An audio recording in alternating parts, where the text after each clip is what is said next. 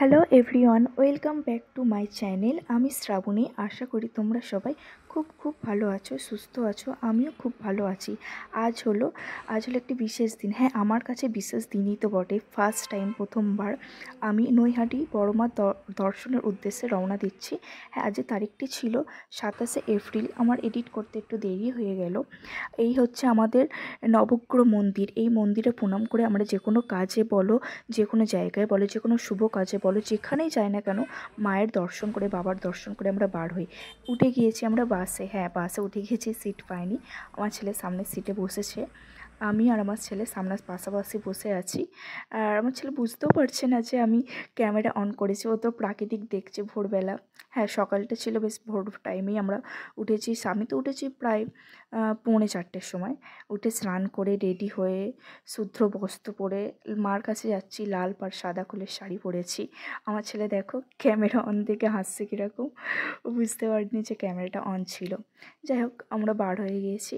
দেখো সূর্য উদয় হচ্ছে, খুব সুন্দর লাগছে। আমরা রেলের মাঝেরহাট স্টেশনের দিকে যাচ্ছি। হ্যাঁ, ট্রেন ধরার উদ্দেশ্যে এই মাঝেরহাট স্টেশনে চলেও এসেছি। দেখুন চারিদিকটা কি সুন্দর, ভালো লাগছে। রবিবার, তবু চারিদিকে মানুষজন ভর্তি, বাচ্চারা যাচ্ছে। কতই ভালো লাগছে চারিদিকটা পরিবেশ। আর সকালের পরিবেশ তো খুবই ভালো লাগে। ভোরের দিকটা তো সেরকম বার হওয়া হয় না। আর কি বলবো, চারিদিকটা থমথম করছে, খুব সুন্দর লাগছে। খুব ভালো লাগছে। একটু ভিডিও করে নিলাম, বেশ ভালো লাগছে। টিকিট কাউন্টারে চলে এসেছে। আমার হাজব্যান্ড টিকিট কাটছে।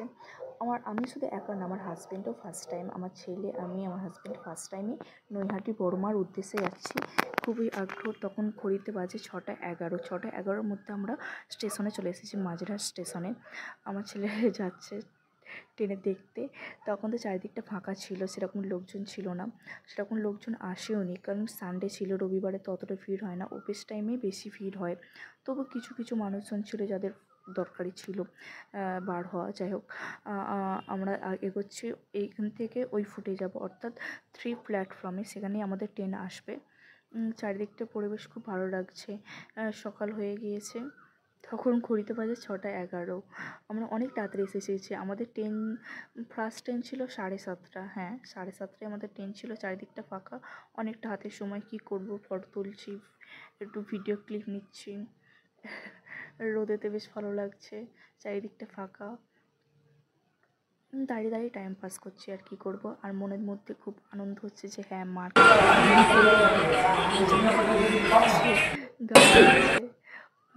ট্রেন, আমাদের এবার ট্রেন আসবে। এই ট্রেনটা যাওয়ার পরেই আমাদের ট্রেন আসবে। ট্রেন চলে এসেছে। হ্যাঁ, আমাদের ট্রেন চলে এসেছে। আমরা এবার উঠে পড়বো। ট্রেনে তো ভিড় ছিল, সামনে তবুও ভিড় ছিল, কিন্তু অতিরিক্ত যে ঠেলাঠেলির যে ব্যাপারটা হয়, সেই ব্যাপারটা ছিল না। মোটামুটি ভিড় ছিল। আমরা প্রথমত সিট পাইনি, তারপর পরে সিট পেয়েছিলাম। দেখতে থাকো। তোমাদের মনে হচ্ছে এখন একটু বোরিং লাগছে বা ভালো লাগছে না, কিন্তু পরক্ষণে যখন মন্দিরে প্রবেশ করবে, তখন সত্যিই মনটা ভরে যাবে। আর আমরা একটা বিশেষ দিনেই গিয়েছিলাম। তোমরা দেখতে থাকো, বুঝতে পারবে। আমরা দাঁড়িয়ে আছি, প্রথমে সিট পাইনি। একটা সিট পেয়েছিলাম, আমার ছেলেকে বসতে বলে, সে বসলো না, তো আমি বসেছিলাম। সিটটা বড্ড, মানে 3জনের সিটে 4জন তো বসা যায় না। আমি আবার উঠে পড়লাম আমার সিট পেতে। আমি আর আমার ছেলে অন্য সিটে আবার বসে পড়লাম।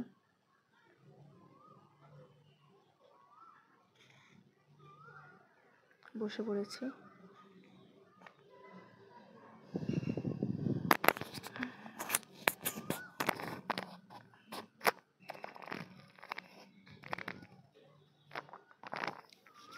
ট্রেনেতে উঠে গিয়েছি, টাইম যেন শেষ হচ্ছেই না। সত্যি আমরা ট্রেনে উঠেছিলাম 7:30টায়, আমাদের ট্রেন ছিল। লেগেছি প্রায় 9টার পরে। হ্যাঁ, 9:05 থেকে 10 মিনিট হবে। ট্রেনেটা অনেকটাই টাইম বসেছিলাম। মনের মধ্যে হচ্ছে যে কখন পৌঁছাবো, কখন মায়ের মুখ দেখতে পাবো।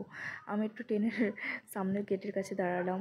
হাওয়া হচ্ছিল, খুব ভালো লাগছিল। প্রাকৃতিক পরিবেশ তো কার না ভালো লাগে। তো আমার তো ভালো লাগে। বন্ধুরা, তোমাদেরও তো ভালো লাগে, তাই না? হ্যাঁ, সবারই ভালো লাগে, বড় ছোট সবারই ভালো লাগে। বাইরের দিকের পরিবেশটা খুব ভালো লাগছে।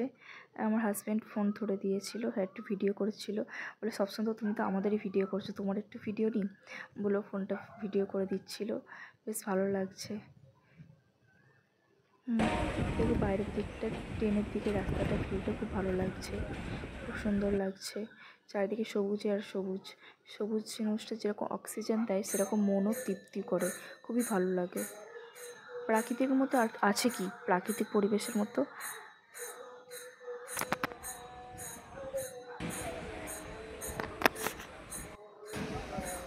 ভাবছি কখন পৌঁছাবো, মনটা তাকে একটু গম্ভীর গম্ভীর। হ্যাঁ, মুখে হাসি নেই, কারণ চিন্তা হচ্ছে যে অনেকটা দেরি হয়ে গেল, প্রচুর লাইন হয় শুনি, প্রচুর ভিড় হয় শুনি। আমরা কি লাইন অতিন করে মার মন্দির অবধি পৌঁছাতে পারবো, ঠিকঠাক পৌঁছাতে পারবো কি, ঠিক সময় পুজো দিতে পারবো কি, এই নিয়ে একটু টেনশান ছিলাম।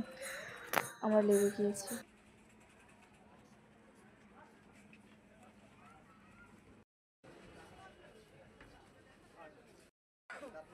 উঠে যাচ্ছে এই নৈহাটি স্টেশন থেকে, লাভবো এবারে। আমিও লেবে যাচ্ছি আমার ছেলের হাত ধরে। খুব তো খুশি, মনের মধ্যে খুব আনন্দে এসে গিয়েছি নৈহাটি স্টেশনে। এবারে কিছুটা গেলেই মায়ের দর্শন পেয়ে যাব, সেই জন্য খুব আনন্দ হচ্ছে, খুব আগ্রহী, খুব উল্লাসী। তো মানে বলে বোঝানো যাবে মনের মধ্যে যে কী যে হচ্ছিল, যে মায়ের দর্শন পাবো বহু বছর প্রতীক্ষার পর। এত শুনেছি মায়ের আরাধনা, মা বড় মায়ের এত রূপ, দর্শন, মহিমা, মাহাত্ম্য সমস্ত কিছু শুনেছি, কিন্তু কখনো নিজের চোখে দর্শন করা হয়ে ওঠেনি। আজ ফার্স্ট টাইম দর্শন করতে যাচ্ছি, খুবই ভালো লাগছে।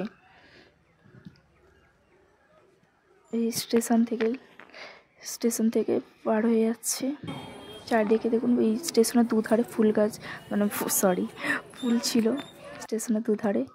এই মন্ডা মিঠাই দোকানের পাশ দিয়েই, বাঁদিকের গলি দিয়ে আমরা বার হয়ে যাবো। এই মন্ডা মিঠাই দোকান, মিষ্টান্ন ভাণ্ডার, মিষ্টির দোকান থেকে পাশের যে রাস্তা দেখছেন, হ্যাঁ এই রাস্তা দিয়ে কিছুটা রাস্তায় গেলেই আমাদের বড় মার মন্দির দর্শন করা যায়। কিন্তু এখান থেকে অনেকে টোটো ওঠে, আবার অটোতে ওঠে, কিন্তু টোটো অটোর ওঠার প্রয়োজন পড়ে না, হেঁটেই চলে যাওয়া যায়। বেশিক্ষণ না, মাত্র 5 থেকে 7 মিনিট সময় লাগে।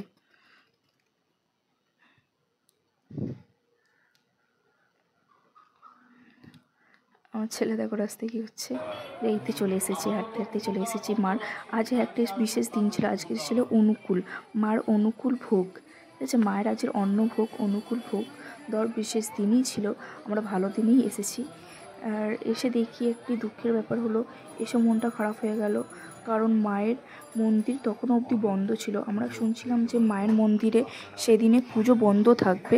পুজো বন্ধ থাকবে বলতে গেলে আমাদের যে দর্শনার্থী তাদের পুজো নেওয়া বন্ধ থাকবে, কিন্তু মাকে 2টোর পরে দেখা যাবে, এরকমটাই শুনেছিলাম। আপনারা বড় মার ভোগ প্রসাদ সংগ্রহ করবেন এবং যাদের কাছে বড় মার অন্নকূটের কুপন রয়েছে সেই কুপনের নির্দিষ্ট কাউন্টারে আপনার কুপন দেখিয়ে ভোগ প্রসাদ সংগ্রহ করবেন।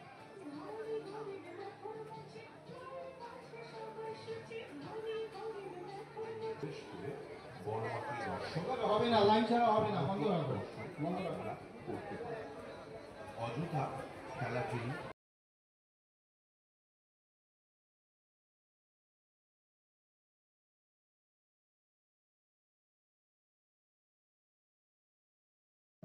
একটা কথা প্রচলন আছে জানেন তো, বড় মার কাছে ধর্ম হোক যার যার, বড় মা সব্বার। হ্যাঁ, এখানে ধর্ম হোক যার যার, বড় মা সব্বার। সত্যি মা বড় মা সবার, মা বড় মা অন্তর্যামী। এখানে এই শুদ্ধ, বৈশ্য, মুসলিম, খ্রিস্টান বলে কোনো কিছু ভেদাভেদ মা করে না।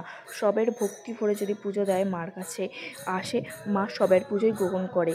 এটা তো আমি শুনেছি, আজ দেখে বিশ্বাসই করলাম। অনেক তো গণ্ডিও দিচ্ছে, সেই ভিডিও ক্লিপটা নেওয়া হয়নি। মার মন্দির এখনও অবধি বন্ধ, মুখটা দেখো আমার ছোটো হয়ে আছে, মনটা খারাপ হয়ে আছে। তারপরে শুনলাম যে 2টো অবধি মন্দির, 2টোর পরে মার মন্দির খোলা হবে, তখন দর্শন করা যাবে। আর তখন দেখছিলেন যে ওখানে ফুল, মিষ্টির দেওয়া হচ্ছে। হ্যাঁ, এগুলো সন্দেশ, মিষ্টি, ফুল, মোমবাতি দিচ্ছেন, এটা মায়ের পুজোর উদ্দেশ্যে, এখানে মাকে পুজো দেওয়ার জন্য। এগুলো দেখুন, হ্যাঁ এখানে রয়েছে, মাকে পুজো দেওয়া যাবে। আমরাও দিয়েছিলাম এখানে সন্দেশ 2 জায়গায়, আমাদের নাম গোত্র সপরিবারে 2 জায়গায়, আমাদের কাশ্যপ গোত্র, আমাদের পরিবারের সকল ব্যক্তি, সকলের সবাইয়ের নাম দিয়ে আমরা মার কাছে পুজো দেওয়ার জন্য দিয়েছিলাম। কিন্তু পরে প্রথমে শুনেছিলাম যে প্রসাদটা আমরা পাবো, কিন্তু পরবর্তীকালে শুনলাম যে এই প্রসাদটা দেওয়া হবে না। যাই হোক, মার কাছে পুজো দিতে পেরেছি, এটাই অনেক, এটাই মনে শান্তি যে হ্যাঁ মায়ের কাছে আমাদের ডালা পৌঁছেছে নাম গোত্র দিয়ে। আমরা তো ভোগের কুপন নিয়েছিলাম, সেই ভোগও আবার আমরা পেয়েছিলাম। হ্যাঁ, লাইন দিয়েছিলাম, সেটা আপনারা দেখতে পাবেন।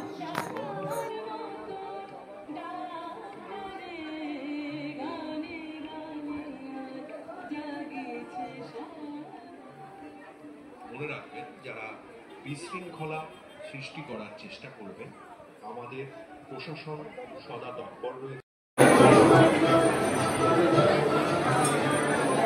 অন্নকূট পুজো হয়ে যাওয়ার পর আপনারা শ্যামরোড থেকে মন্দিরে প্রবেশ করে বড় মাকে দর্শন, সেই সাথে সাথে অন্নকূট দর্শন, প্রসাদ বিতরণের নির্দিষ্ট কাউন্টারে আপনারা বড় মার ও প্রসাদ সংগ্রহ করবেন এবং যাদের কাছে বড় মার অন্নকূটের কুপন রয়েছে সেই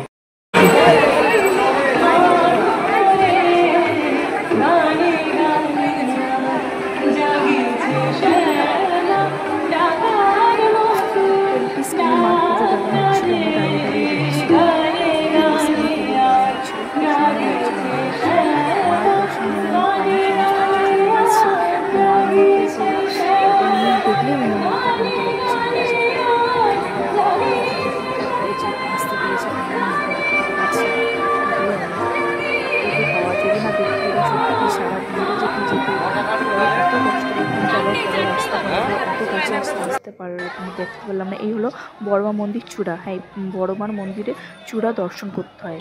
মন্দিরে আসলে যে কোনো মন্দিরে চূড়া দর্শন করতে হয়, সেটা করণীয়, তাতে শুভ। আমরা সামনের দিকে যাচ্ছি, তারপর সবাই শুনলাম যে লাইন দিয়ে যেতে হবে, বড়মা মন্দিরে দর্শন করা যাবে। তা আমাদের একটু দেরি হয়ে গেল।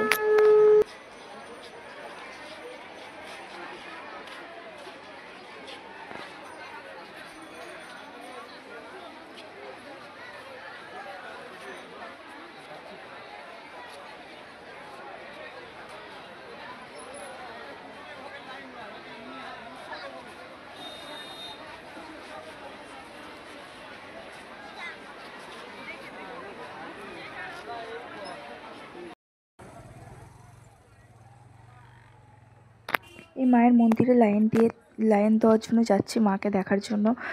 খালি পায়ে যাচ্ছি, পিচ রাস্তা, প্রচণ্ড রোদ, প্রচণ্ড গরম। একটু তো কষ্ট করতেই হবে, মাকে দর্শন করব, তাই না?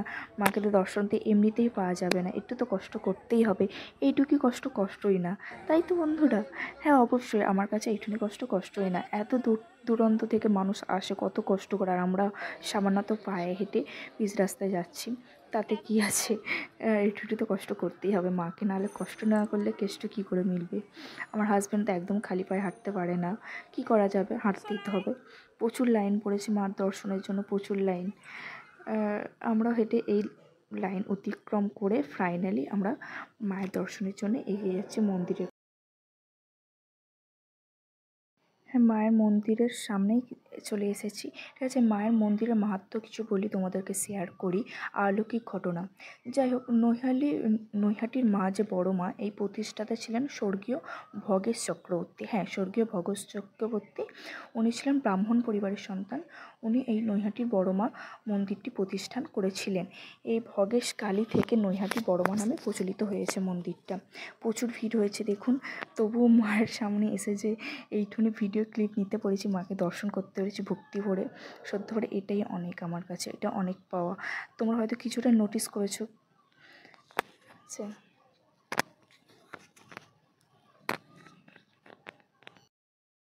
ঠিক আছে, বড় মা মন্দিরটি যেভাবে প্রতিষ্ঠিত হয়েছিল প্রায় 100 বছর আগে, 5জন বন্ধু মিলে গিয়েছিলেন নবদ্বীপ এই শান্তিপুরে রাসমেলাতে।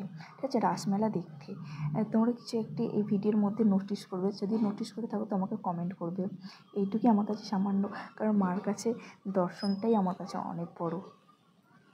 ঠিক আছে, যাই হোক, যেটা বলছিলাম তোমার কাছে, হ্যাঁ, 5জন বন্ধু মিলে নবদ্বীপে শান্তিপুরে গিয়েছিলেন রাসমেলা দেখতে। রাসে বড় বড় ঠাকুর হয়, সেই রাসের ঠাকুর দেখে ওনাদের খুব ভালো লেগেছিল।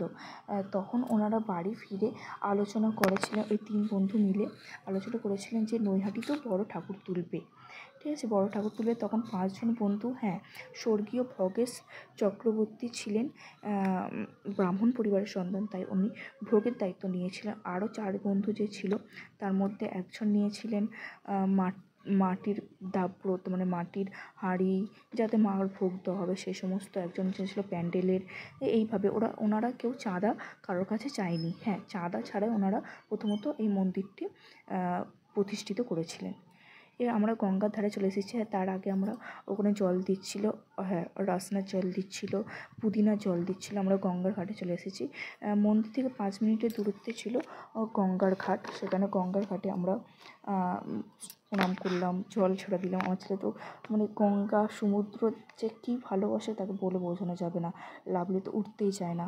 ও তো চান করার জন্য প্রচুর বাড়ি থেকে চান করে এনেছিলাম। আমার একটা ভুল হয়ে গেছে, যদি একটা জামা নিয়ে যেতাম ওর আরেকবার চান করতে পারতো, গঙ্গার স্নানটা হতো। যাই হোক, এবারে হয়নি, যখন পরের বারে আনবো, পরের বারে সকলে মিলে চান করবো গঙ্গায়। আচ্ছা, মন্দিরে যখন ভোগ হতো তখন প্রথমে কী ভোগ হতো জানেন? হ্যাঁ, 2 কেজি চাল ও ডালের খিচুড়ি হতো, 5 রকম ভাজা, একটি তরকারি, চাটনি, সাথে পায়েস দিয়ে মাকে প্রথম ভোগ দেওয়া হতো। আমার হাজব্যান্ড দেখো এখানে ভগবতী মাতা, ভগবতী, হ্যাঁ করু মানে ভগবতী মাতা আমাদের, তাকে একটু বিস্কুট খাইয়ে দিল। খুবই ভালো দিনে মা ভগবতী মাকে খাওয়াতে পেরেছে। এমনিতেই কুকুর বলো ভগবতী বলো খাইয়ে থাকে। ও শুধু একা বলে নয়, আমার শাশুড়ি, আমার ছেলে আমার বাড়িতে আসলে আমরা দিয়ে থাকি। আমরা এই ভোগ নেওয়ার জন্য, মায়ের ভোগ নেওয়ার জন্য এখানে লাইন দিয়েছে। আমার ছেলে পা কম্পন করছে হলো, বসে পড়েছে। এখানে চারিদিকটা পরিবেশ থমথম করছে, প্রচুর ভিড়। আমাদের সামনে অন্তত 500 থেকে 600 মিনিমাম, আন্দাজে বলছি তারও বেশি হতে পারে, আমাদের সামনে ছিল। আমাদের পেছনে তো আরও 1000 কি 2000 ছিল, তার শেষ ছিল না লাইনে। চারিদিকে প্রচুর ভিড়, মায়ের অনুকূল ভোগ নেওয়ার জন্য মানুষরা লাইন দিয়েছিল। হ্যাঁ ঠিক আছে, মার যে এই যে নতুন মন্দিরটি, হ্যাঁ যেটা দেখছেন এই মন্দিরটি আমরা বলতে 2023 সালে এই মন্দিরটি নতুন প্রতিষ্ঠিত হয় কোষ্ঠী পাথর দিয়ে। মাকে প্রতিষ্ঠা করা হয়েছে 2023 সালে লক্ষ্মী পুজোর দিনে। নতুন মন্দির হোম যজ্ঞ করে প্রতিষ্ঠা করা হয়েছিল। রাস পূর্ণিমার দিনে নারায়ণ পুজো দিয়ে এবং বস্ত্র বিতরণ করা হয়, টিকিট দেওয়া হয় বস্ত্র বিতরণের। মায়ের যে সমস্ত বস্ত্র মানে মাকে দান করে ভক্তরা, সেই সমস্ত বস্ত্র এই রাস পূর্ণিমার দিনে নারায়ণ পুজো দিয়ে মানুষদেরকে বসিয়ে আপ্যায়ন করে খাওয়া দাওয়ার পরে সেই সমস্ত বস্ত্র বিতরণ করা হয়। আর আমরা লাইন দিতে দিতে আমরা চারিদিকে মন্দিরে মানে মায়ের পিকচার বিক্রি হয়েছিলো, সেখান থেকে বাড়ির জন্য কিছু পিকচারও নিয়ে নিলাম। এখানে ভোগের লাইন থেকে ভোগও নিয়ে নিলাম। আর আমার হাজব্যান্ডকে দেখুন, ভোগ, আমার তো 2টো কুপন ছিল। আরও একটা ব্যক্তি, আমরা যখন লাইনে ছিলাম তখন একটা ব্যক্তি তার 2টো টিকিট, মানে ভোগের টিকিট 51 টাকা করে টিকিট এনে বলেন, আমার এত হাজার হাজার লোকে থাকার সত্ত্বেও কিন্তু উনি একমাত্র আমার হাজব্যান্ডকেই বলেছেন, কারণ মানুষকে চেনেন যে কোন মানুষ তাকে সাহায্য করতে পারে। হ্যাঁ, আমি 100বার 100% আমি এটা গর্ব অনুসারে বলতে পারি, আমার হাজব্যান্ড বড় উপকারী, সত্যি বড় উপকারী। সবাই যেটা এখনকার দিনে করে না, কিন্তু আমার হাজব্যান্ড করে, মানুষের পাশে থাকে, দরিদ্রদের দান করে, ঠিক আছে। ওনার টিকিটটা নিয়ে বলেছিলেন, দাদা আমার ট্রেন ধরতে দেরি হয়ে যাবে, প্রচুর লাইন পড়েছে, এই টিকিটটা যদি আপনি ভোগটা দিয়ে দেন, ভোগটা তুমি ধরে দেন। রীতিমতো আমার হাজব্যান্ড ভোগ ধরে দিয়েছিল।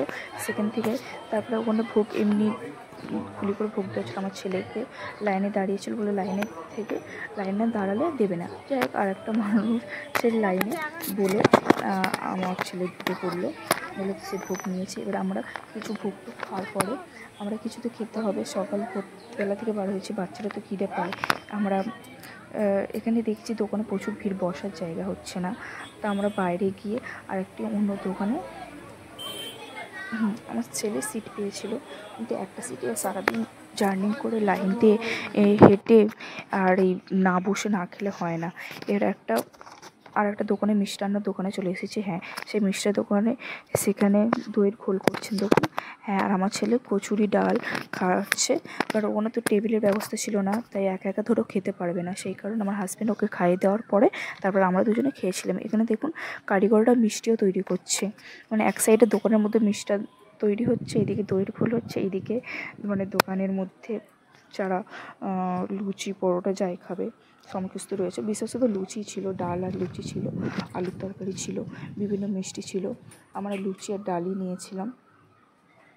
মিষ্টিগুলো দেখছিলাম বেশ ভালো কোয়ালিটিই ছিল, টেস্ট করেছিলাম। দেখ, আমার ছেলে তো একা একা খাবো, সব কিছুতে একা একা। ওর বাবা বলছে যে আমি গালে দিয়ে দিই, না একা খাবো। যাই হোক প্রথমে তো খুব ভয় পেয়ে গিয়েছিলাম যে মার মন্দিরে বন্ধ আছে দরজা, কি দেখা হবে না, এত কষ্ট করে এলাম, মাকে কি দর্শন পাবো না। কিন্তু তারপরে লাস্ট পর্যন্ত আমরা দর্শন করতে পারলাম ফাইনালি। আর মনেও একটা শান্তি মনে কি তৃপ্তি, শান্তি, আনন্দ যাই বলে খুব ভালো লাগলো।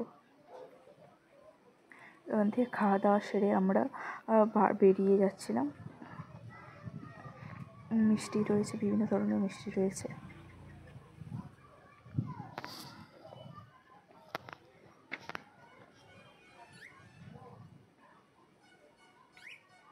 আমরা এখান থেকে একরকম মিষ্টি টেস্ট করেছিলাম। সন্দেশ, আমার ছেলে সন্দেশ বলেছিল, সন্দেশটা নেওয়া হয়েছিল। এবারে দেখো নৈহাটি জংশন, নৈহাটি স্টেশনের অপোজিটেই ছিল দোকানটা নৈহাটির।